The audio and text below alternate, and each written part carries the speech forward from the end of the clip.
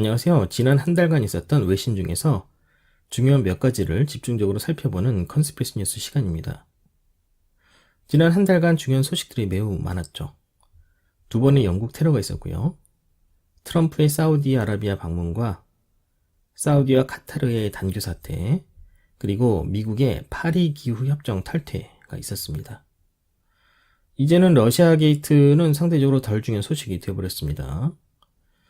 일단 오늘 녹음을 해보고요. 이번 달에도 두 회 나눠서 올려드릴지를 고민을 해보도록 하겠습니다. 우선 맨체스터 폭탄 테러로 시작하겠습니다. 아마도 본 방송에 익숙하지 않은 분이라면 다소 놀라울 수도 있는 소식인데요. 일단 맨체스터 폭탄 테러가 어떤 사건인지부터 살펴보겠습니다.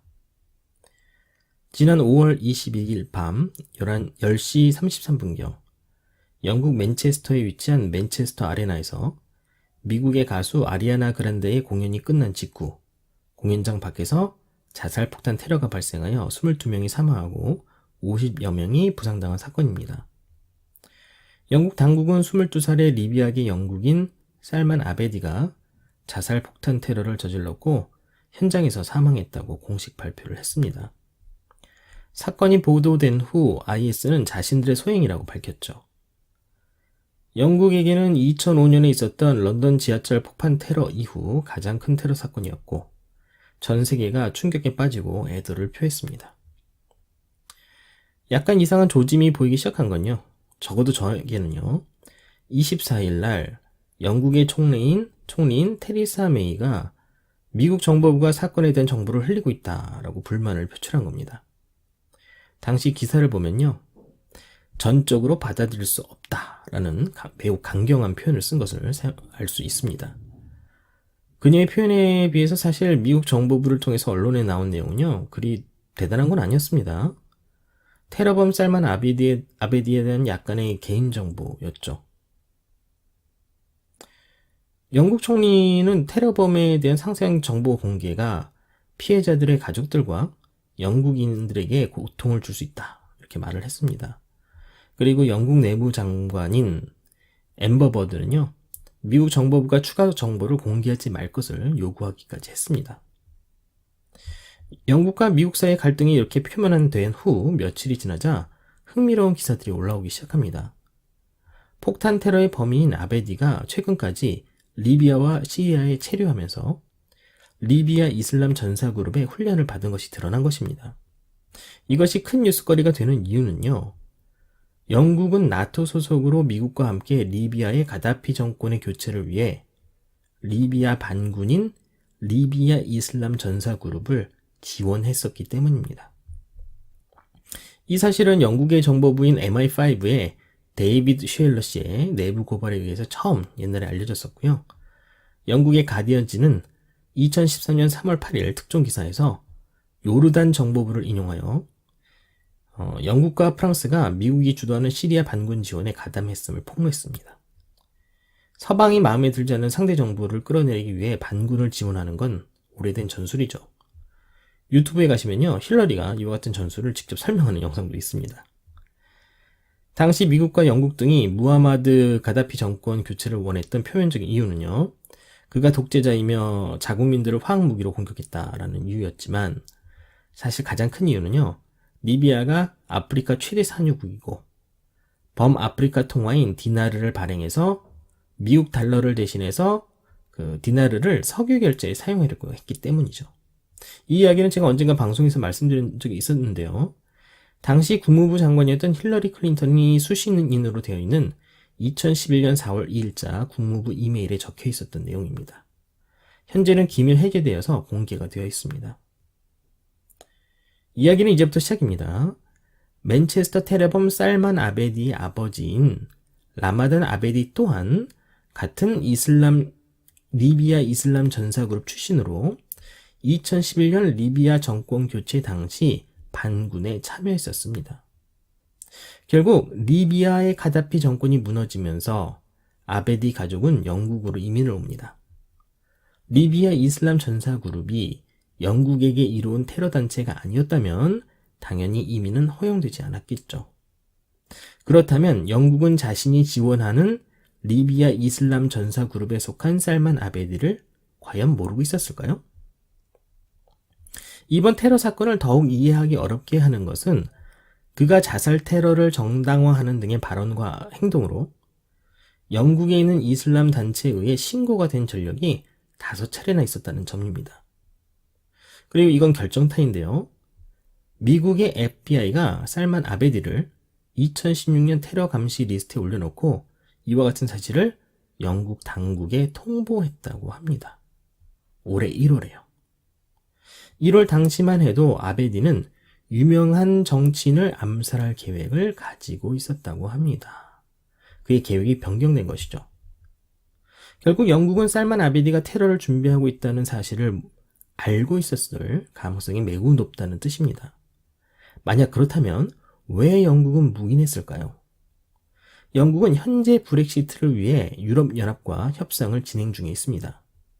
총리 테리사 메이는 브렉시트 절차에 대한 신임을 얻기 위해 4월 18일에 조기 총선을 선언을 했었습니다.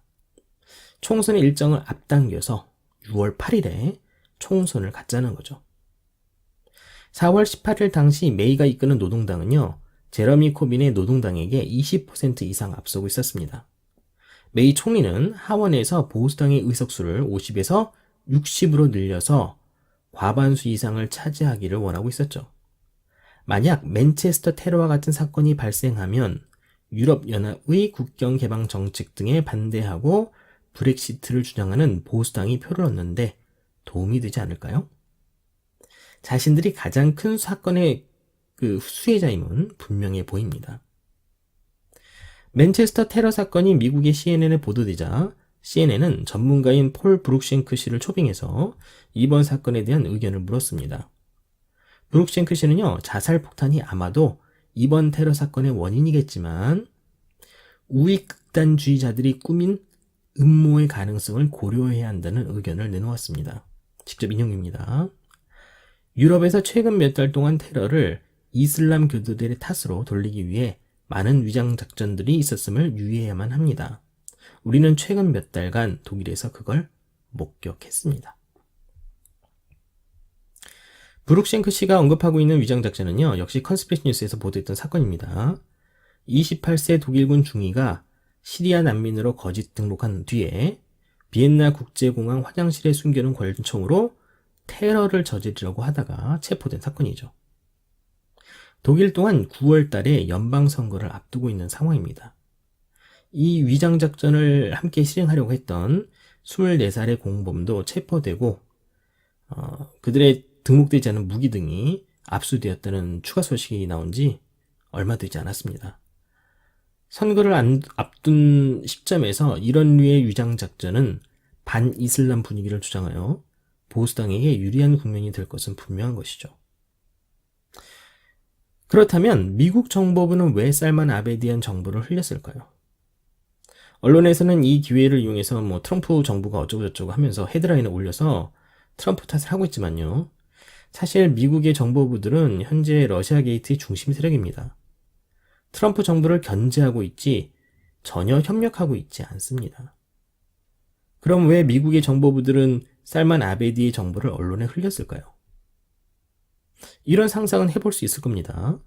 맨체스터 테러가 영국의 묵인하에 실제 발생했고 영국민들이 그걸 알게 된다면 다가오는 총선에서 브렉시트를 위해 국민들의 전폭적인 지지를 요구한 보수당에게 타격을 줄 수 있겠죠. 그렇기 때문에 테레사 메이 총리가 미국의 아베디 정보 공개에 대해 민감하게 반응한 것은 아니었을까요? FBI가 올해 1월에 영국 정보부에게 살만 아베디의 테러 계획을 알렸다는 보도가 나간 뒤 보수당과 노동당의 지지율 차이는 좁혀집니다. 그러자 바로 테러가 또 발생했죠. 런던 다리에서 테러가 발생해서 7명이 사망하고 48명이 부상을 당했다는 발표가 나옵니다. 그리고 테러범 3명은 역시 현장에서 모두 사살되었다고 하죠. 런던 다리 테러 사건은요, 아직 조사가 진행 중이기 때문에 조금은 기다려볼 필요가 있습니다만 역시 의심해볼 여러 징후가 보이고 있습니다. 경찰이 현장에서 숨은 채로 사복을 가로있고요, 땅에 눕는다든지 이해하기 어려운 영상 등이 있습니다. 제가 이번 방송을 유튜브로 편집해서 올릴 때 그 배경으로 확인할 수 있도록 하겠습니다. 두 번째 테러가 난 뒤에 보수당과 노동당의 지지율 차이는요, 다시 10%로 늘어나 있습니다. 메이 총리는 일단 선거운동을 중단시켰지만 총선은 6월 8일에 그대로 치러진다고 합니다. 노동당의 제러미 코빈 총수는요, 자신이 총리가 되면, 그러니까 이번 총선에서 노동당이 승리하게 되면요, 시리아에서의 영국의 공습을 중단하고 대화로 시리아 사태를 풀어가겠다고 발표를 했습니다. 반면 테리사 메이는요, 사우디를 방문해서 사우디에게 그 영국산 무기를 판매했죠. 이 무기들은 물론 시리아 정부군을 공격하는 반군들에게 지급되었을 겁니다. 그런데 느닷없이 메이 총리가 지난 1월에 최근 1년의 테러 사건들을 언급하면서 인터넷에 대한 국제사회의 규제를 외치고 나섰는데요. 온라인상의 극단주의를 제거하기 위한 규제가 필요하다는 겁니다. 직접 인용입니다. 우리는 이러한 이데올로기가 안전하게 성장할 공간을 허용해서는 안 됩니다. 그러나 그것이 바로 인터넷과 인터넷 기반 서비스를 제공하는 큰 기업들이 제공하는 바입니다.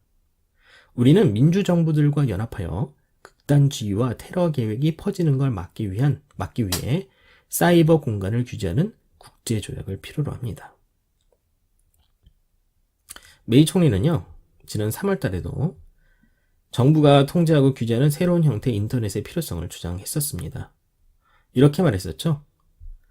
일부 사람들은 기술과 인터넷에 대해서는 정부가 규제해서는 안 된다고 말합니다. 우리는 동의하지 않습니다. 여기서 우리는 누구를 말하는 걸까요? 이와 같은 메이 총리의 발언은 매우 준비된 것입니다. 미국에서 대선을 앞두고 위키리크스가 공개한 존 포데스터 이메일에서 등장한 코더로 인해서 피자게이트가 터지고 힐러리 클린턴의 대선 패배로 인터넷과 SNS 상에서 가짜뉴스로 명명된 대한 언론에 대한 정보 검열이 주장되었었는데요.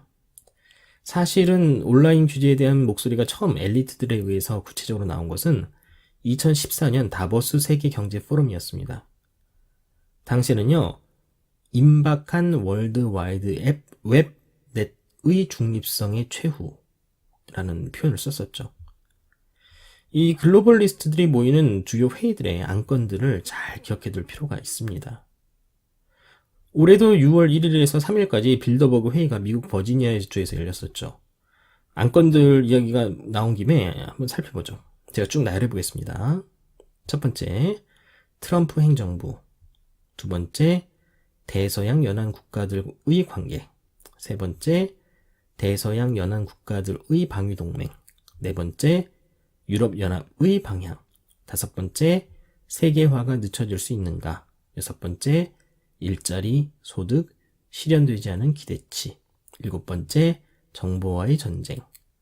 여덟 번째, 왜 포퓰리즘이 늘어나는가. 아홉 번째, 국제 질서 속의 러시아. 열 번째, 극동지역. 11번째, 핵 확산. 12번째, 중국. 13번째, 기타 현안들. 빌더버그의 과거 유명 참석자들을 살펴보면요. 데이비드 록펠러, 헨리 키신저, 빌 클린턴, 안젤라 마르켈, 엘렌 그랜스펜, 벤 버냉키, 팀 가이드너, 조지 소로스, 도널드 럼스펠드, 로버트 머독 등이 있습니다. 이외에도 미국의 유력한 의원들과 국방부 그리고 나토 관계자, 언론인들, 유럽의 귀족들이 참가했습니다. 컨스피리 뉴스의 사이트에서 직접 올해 참석자들을 확인해 보시기 바랍니다. 부연 설명을 드리자면요. 빌더버그 회의는 전 세계 글로벌리스트 엘리트들의 모임으로요.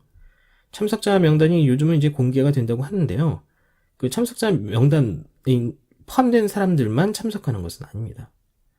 2008년 6월 5일 빌더버그 회의가 미국에서 열리고 있을 때 미국은 민주당 경선에서 이제 오바마가 힐러리가 맞붙었었거든요. 그런데 오바마 힐러리가 동시에 공식 성상에서 몇 시간 동안 사라지면서 여러 소문이 돌기도 했죠. 2016년 모임에는 힐러리 클린턴 주변인들이 이 빌더버그 회의에 초대되면서 글로벌 엘리트들이 힐러리를 다음 대통령으로 낙점했다는 소문이 돌기도 했습니다. 두 번째 소식은 트럼프 대통령의 사우디 방문입니다. 단순한 방문이 아니었죠. 가장 큰 이슈는 미국의 무기 판매입니다. 미국 역대 최대 규모의 무기 판매 계약을 체결한 것이죠. 향후 10년간 3,500억 불의 무기를 수출하겠다는 건데요. 하나로 따지면 약 391조 3,700억 원입니다. 계약 체결과 함께 미 국무부가 낸 성명을 보면요. 이번 국방 장비와 서비스 패키지는 해로운 이란의 영향력과 군사적 위협에 직면한 사우디아라비아와 걸프 지역의 장기적 안보를 지원합니다. 이렇게 말했거든요. 느닷없이 이란이 등장하죠. 현재 사우디는요, 예멘을 작년 3월부터 공격하고 있습니다. 단순히 사우디와 예멘만의 전쟁이 아닌 것이요. 사우디가 예멘을 공격하고 예멘을 이란이 지원을 합니다. 그리고 미국은 사우디를 드론으로 지원했죠. 그래서 이 전쟁은 대리전이라고 불립니다. 아직 러시아는 개입하고 있지 않습니다. 트럼프는 이번 계약이 미국의 경제에 좋은 영향을 가질 것이라고 평가를 하면서요. 미국에게 수만 개의 일자리가 창출될 것으로 큰 기대를 표현했습니다. 단순히 무기 판매만 이번 계약에 포함된 것이 아니고요. 사우디 내의 무기 생산과 군사 훈련이 모두 포함되어 있기 때문입니다. 실소를 감출 수 없었던 거는요. 양국 정상이 내놓은 성명인데요. 여기에 극단주의와 테러리즘에 대항해서 싸운다는 표현이 있습니다. 아까 메이 총리가 쓴 바로 그 단어들이죠.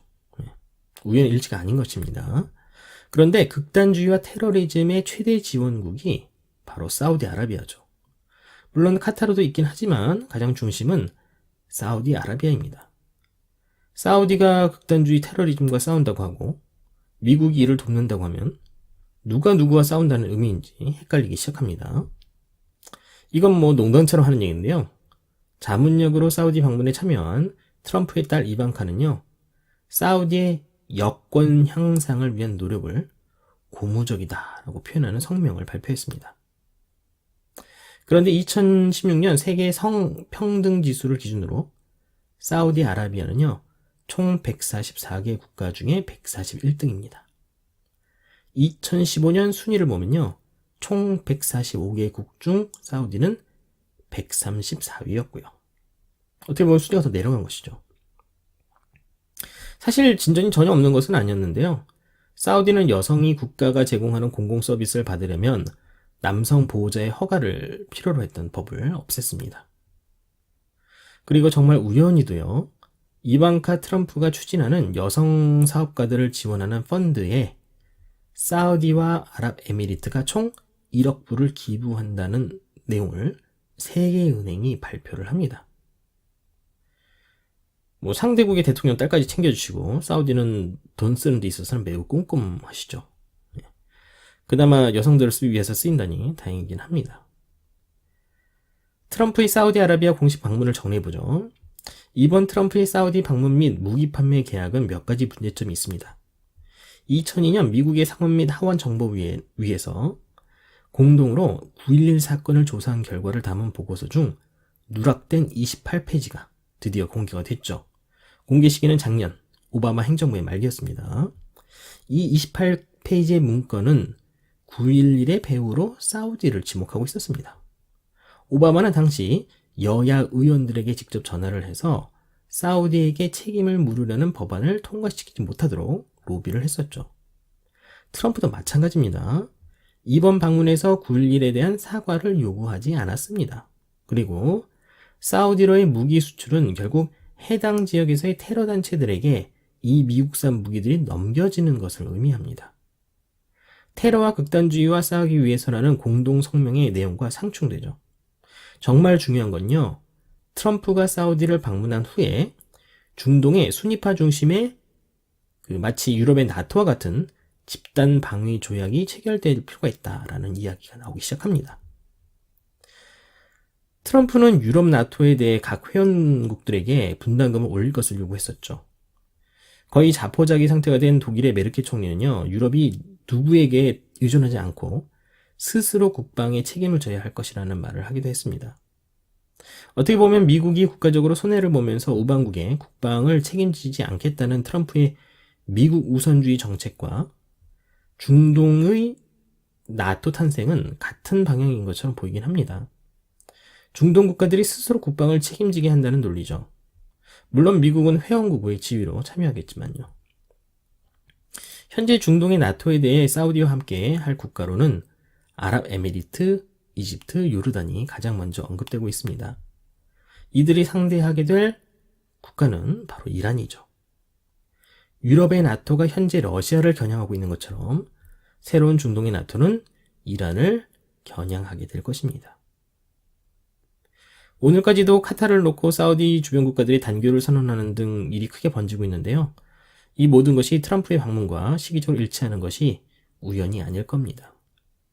사실 여기에 대해서 말씀드리는 내용들이 좀 있긴 한데요. 이제 아랍 국가들의 갈등이 본격적으로 시작되는 시기라서요. 오늘은 이 정도만 말씀드리고 나머지와 추가 소식들은 아마도 다음 달 컨스피러시 뉴스나 아니면 제가 웹사이트에 컨스피러시 뉴스 웹사이트에 기사로 올려드리도록 하겠습니다. 다음으로 넘어가죠. 세 번째 소식은 미국의 파리 기후 협정 탈퇴 소식입니다. 이 소식은 실제 사실보다 조금 과장된 보도들이 있어서요. 제가 좀 언급하고 넘어가려고 하는데요. 미국이 파리 기후 협정 탈퇴를 최종적으로 선언한 것이 아닙니다. 그리고 기후가 지구 환경에 중요하지 않기 때문에 탈퇴한 것도 아니고요. 실상은 이렇습니다. 트럼프는 공약에서 국제기구들을 앞세워 미국이 세계의 리더 역할을 하지 않겠다는 약속을 했습니다. 그래서 유엔이나 월드뱅크 등 이런 국제기구들에 대한 미국의 지원금을 삭감을 했죠. 파리기후 협정도 여기에 연장선에 해당됩니다. 미국은 파리협정 가입을 위해 유엔의 녹색기후 펀드라는 이름으로 30억 불, 우리 돈으로 약 3조 3,690억 원을 지불을 해야 합니다. 유엔에 지불을 해야 합니다. 오바마 정부에서 주도해서 결정한 내용이고요. 이미 절반 정도의 돈을 지불한 걸로 알고 있습니다. 트럼프가 불만인 것은요. 미국의 경우 국내법에서 이미 탄소 배출량을 제한하고 있기 때문에 파리협정에 가입한다고 해서 실질적으로 달라지는 것은 없습니다. 미국의 경우는요. 그리고 무엇보다 전 세계 탄소 배출량 1위인 중국이 녹색기후펀드에 돈을 전혀 내지 않는다는 거죠. 반면 미국은 지나치게 많은 돈을 내고 있고요. 그래서 불만이 있는 것이죠. 중국뿐 아니라 인도, 러시아도 돈을 내지 않습니다. 트럼프의 말을 들어보죠. 직접 인용입니다. 미국은 파리기후협정을 철회하겠지만 미국에게 공정한 조건으로 파리협약도는 전적으로 새로운 합의를 위한 협상을 시작할 것입니다. 이렇게 말했어요. 파리협정은 시효를 갖는 것이 2021년부터입니다. 그러니까 그때까지 재협상이 실제로 가능합니다.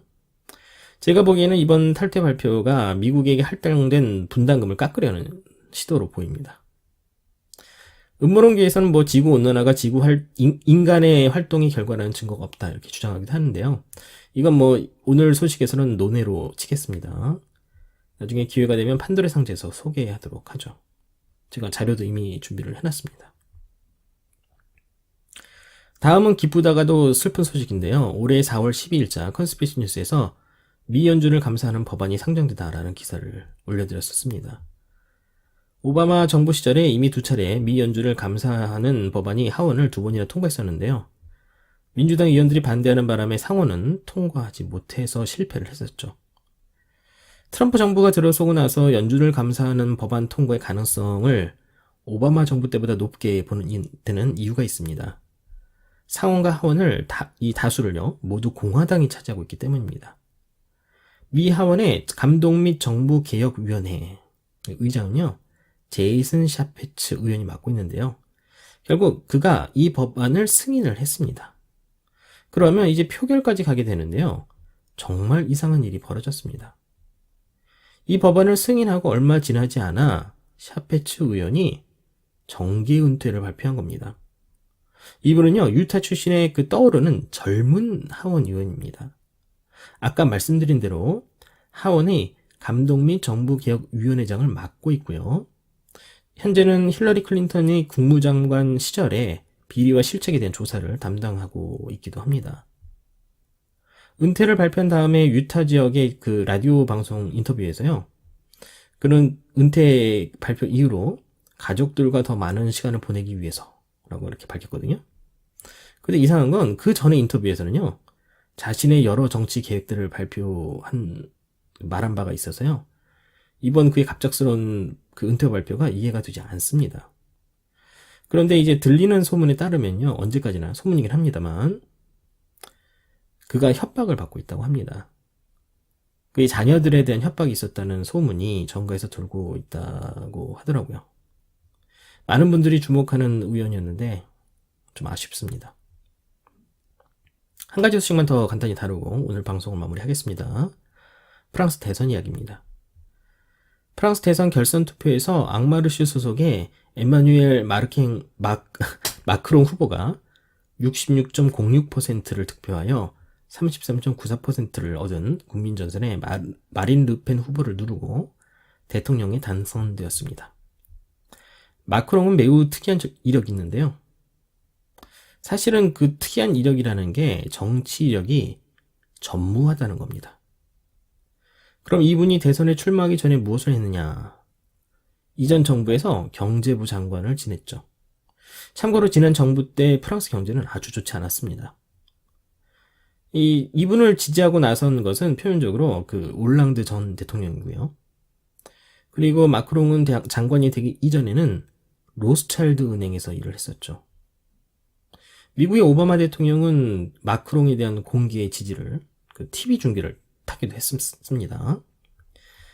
프랑스 국민들은 정치 이력이 전혀 없는 39세의 로스차일드 은행가 출신의 마크롱과 홀로코스트를 부정한 전력이 있는 정치인 아버지를 둔 극우당 소속의 마린 르펜 중 한 명을 선택해야 되는 상황에 놓였었습니다. 결국 프랑스인들의 3분의 1인 1620만 명은요. 둘 중 누구에게도 표를 주지 않았습니다. 투표율은요. 1969년 이래로 최저치를 기록했죠. 일단 마크롱은 글로벌리스트들에게 좋은 후보였습니다. 마크롱은 위기 상황의 유럽연합의 조직적인 강화를 원하고 있고요. 난민과 이민자들을 받아들이는 국경 개방 정책을 지지하고 있기 때문입니다. 대선을 직전에 두고 그의 이메일이 유출됐었는데요. 그 유출된 이메일에 난민들을 받아들이는 계획이 잘 드러나 있었죠. 프랑스 국민들은 올랑드 정부에 비판적이면서도 올랑드의 지지를 받은 후보가 당선되는 모습을 보면서 씁쓸했을 겁니다. 투표에 참여는 했지만 백지를 내거나 투표지를 훼손한 표가 유난히 많았다는 보도가 그걸 설명해주고 있습니다.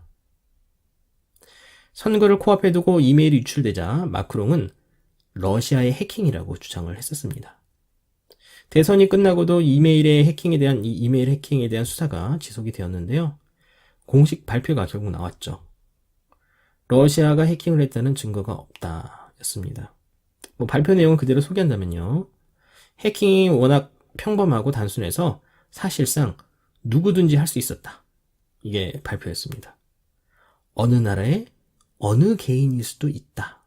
라는 발표였죠. 오바마가 확실히 사람은 잘 보는 것 같아요. 마크롱이 당선된 바로 다음날 독일의 메르켈 총리는 그를 방문하여 리스본 조약 변경에 대한 논의를 가졌습니다. 리스본 조약은 유럽연합의 내부 통합을 다지고 정치 공동체로 나아가기 위한 유럽연합의 미니 헌법으로 불립니다. 그러니까 유럽연합의 하나의 국가가 되는 거죠, 결국은.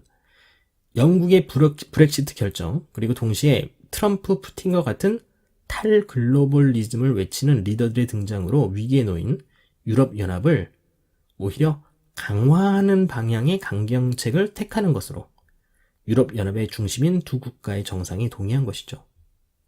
유로존의 강화에도 둘 다 동의했습니다. 과거 영국은 유럽연합의 강화를 목적으로 하는 리스본 조약의 개정을 강하게 반대했었죠. 유럽연합의 미래가 이 두 지도자의 손에 달려있어 보입니다. 이번 달 컨스피러시 뉴스는 여기까지입니다. 2부에 대해서는 조금 더 생각을 해보겠습니다. 감사합니다.